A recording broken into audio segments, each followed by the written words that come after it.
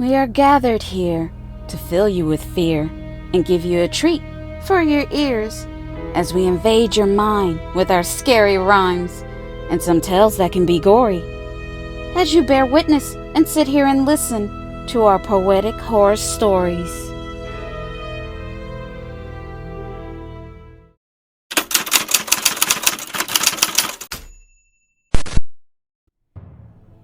Keep your door locked and stay away from your windows after 10 p.m. Don't leave your home. I should have listened to these words, this warning that was given to me. But I was skeptical, and I didn't want to believe. My name is Linda, and I just moved into my first apartment. It's a small complex. There are just about 20 units. Every unit has someone living in it. They are completely filled. It's really cozy and quaint. Plus, the rent here is really cheap. Way less money than you would pay living in the city. And the location is remote, so around here there are not a lot of people coming and going. It's very busy. I didn't have much furniture to move into my new apartment. Just a blow-up bed, a TV, some plates, bowls, silverware, pans, and some clothes. This is good enough for now, especially for me living on my own. After I was done moving in, I heard a knock on my door. I opened it. It was Mr. McGee, my new landlord. Mr. McGee asked me, "Are you done moving in?" I told him, "Yes, I'm finished." Okay, great. I just wanted to let you know, there is a curfew here. You need to be home with your door and windows locked by 10 p.m. You should also turn off all electronics and lights, and don't open your door until the break of dawn, when the sun rises. I looked at him confused. I was waiting for him to laugh, but he didn't. Nervously, I asked him, "Why?" He took a deep breath and said, "Let's talk inside." I thought to myself, this must be serious.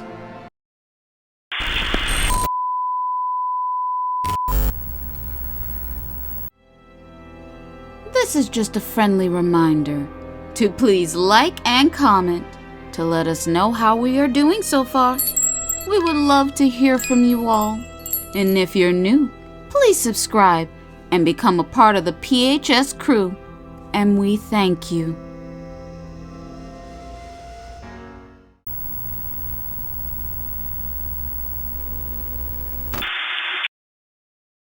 Mr. McGee closed my door and turned to me and said, "Let me ask you a question. Do you believe in the supernatural, paranormal things, things that are unworldly, things that are unearthly?" What? Like ghosts? No, this is a joke. I'm afraid I'm not joking. I warn everyone who moves into these apartments to stay in their homes after 10 p.m., not to make a sound. No matter what you hear, you need to keep your doors and windows locked and closed till the next day when it's safe to open your windows and doors. Mr. McGee, you aren't making any sense to me. Safe from what? What are you trying to tell me? Listen, we have a visitor every night that walks around the apartments after 10 p.m. It goes to every apartment, twisting the doorknobs and trying the windows, trying to find a way in. I don't understand. What do you mean? There's people who will try to break in after 10 p.m.? This is not a person or people. What it is, I'm not sure. But what I do know, it is just pure evil. It will bang and rattle your door. It will hit and try to break your window. If it believes no one is there, then it will move on to the next door.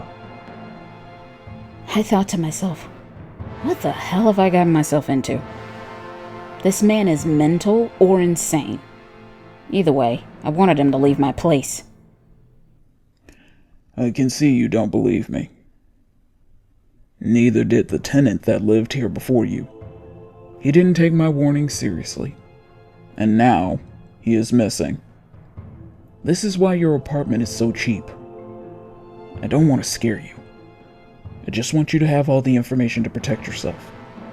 Because after 10 p.m., no one will come out of their home if you need help. Oh, this is unbelievable.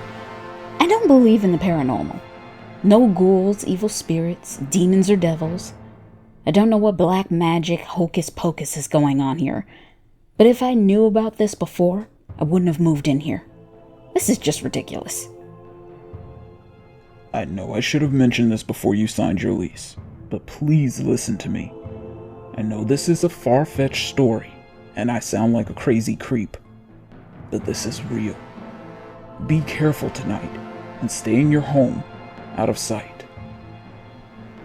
I just looked at him. Then I nodded my head to let him know I understand. After that, he left. I thought to myself, what was up with that? This is my first day here. Why would he tell me this? To make me scared? It doesn't make any sense. This has to be a prank. Why wouldn't he mention any of this before I moved in? Something about this just stinks. That's when I decided to investigate. I tried to speak with the other tenants to see if they would tell me the same story too. But when I knocked on their doors, no one answered, or they weren't at home. So I just went back to my apartment and didn't think about it anymore. Later that night around 9 p.m., I could see lights penetrate the dark. It was lights from a car. I looked out my window and I saw a man. He was walking really fast toward my way. I thought to myself, let me stop him and ask him some questions before he makes it to his place.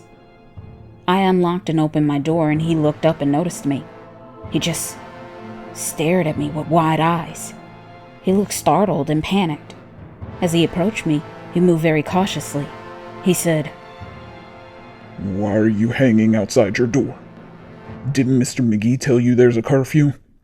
You need to be in your home by 10 p.m. with your door and windows closed."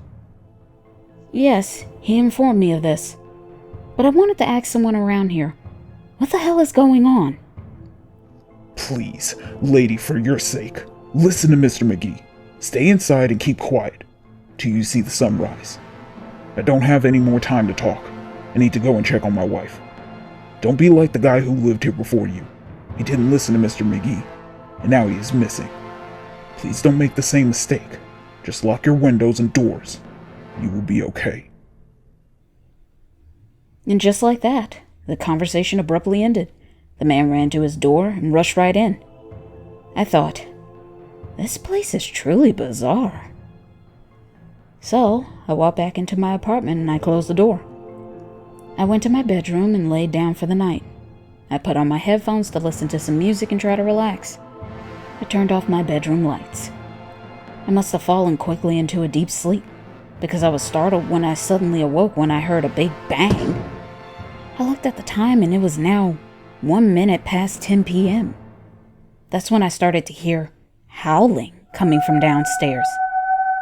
I sat up frozen just listening to something moving around outside. It was so quiet around here. The sounds were amplified as it moved. Its footsteps were heavy. Each step it took boomed. I could feel the vibration shake my bedroom. I started to hear a tap on someone's window, as it says, "Let me in." As it bangs on the door. It did this over and over again, demanding to be let in. I was shaking. I was so scared. One by one on every door it banged and hit, trying to find a way in. This went on for hours. It felt like an eternity. There's no way anyone around here could get any sleep. Suddenly, I could hear muffled crying coming from my shared wall as it got closer to my apartment. I was sweating so profusely my clothes were drenched. It banged, hit, tapped, and shook at my neighbor's windows and doors until it was satisfied, and then it just stopped. There was a moment of silence. At first I thought it was over. Maybe it got tired and lifted and moved on. But I was wrong. It is now at my window. I can see its shadow. It is tapping and scratching, saying, "Let me in." I'm so petrified, all I can do is hold my breath. It's slowly moving to my door. Oh no! That's when it dawned on me. After I spoke to the man, I forgot to lock my door to my apartment. I ran to my door, but as I got close to the door, the thing opened my door and walked in. It just stood there with its glowing eyes and sharp yellow teeth as it licked its lips staring at me, and all I could do was stare back as I stood there in disbelief.